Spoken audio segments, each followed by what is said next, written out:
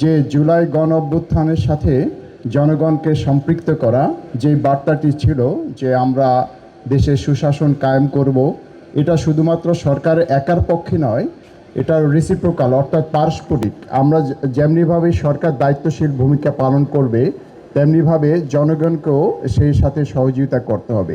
এই সহযোগিতার অংশ হিসেবেই যেন জনগণ সচেতন হয়, ঢাকাকে সুন্দর একটি বাসযোগ্য নগর হিসেবে গড়ে তুলতে পারি।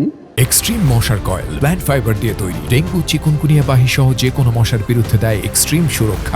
এবং পৃথিবীর আপনারা জানেন যে অন্যতম একটি ঘন বসতিপূর্ণ এই ঢাকাকে যদি বাসযোগ্য নগর হিসেবে গড়ে তোলার আমরা যে প্রচেষ্টা চালানো হচ্ছে, ঢাকা সিটি কর্পোরেশন থেকে আরম্ভ করে স্থানীয় সরকার বিভাগ, এর সাথে জনগণের সম্পৃক্ততা অত্যন্ত প্রয়োজন। প্রত্যেক নাগরিককে তার দায়িত্বশীল ভূমিকা পালন করতে হবে।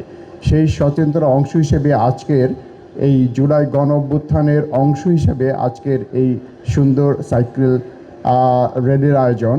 এর সাথে আরেকটি মেসেজ যে আমাদেরকে সুন্দর, সুস্থ, সবল থাকতে হলে প্রতিনিয়ত শরীরচর্চা করতে হবে এবং সাইক্লিং সেই শরীরচর্চার অন্যতম একটি সুন্দর মাধ্যম এবং একটি গুরুত্বপূর্ণ মাধ্যম, যার মাধ্যমে আমরা সুন্দরভাবে নিজেদেরকে দেশ সেবার জন্য সুন্দর, সুস্থভাবে গড়ে তুলতে পারবো। আমি অত্যন্ত আনন্দিত যে এই সাইক্লিংয়ের যে স্পন্সর হিসেবে ঢাকা ব্যাংক তারা এগিয়ে এসেছেন, তাদেরকে ধন্যবাদ জানাচ্ছি এবং সিটি কর্পোরেশনকে এই সুন্দর উদ্যোগের জন্য তাদেরকে ধন্যবাদ জানাচ্ছি।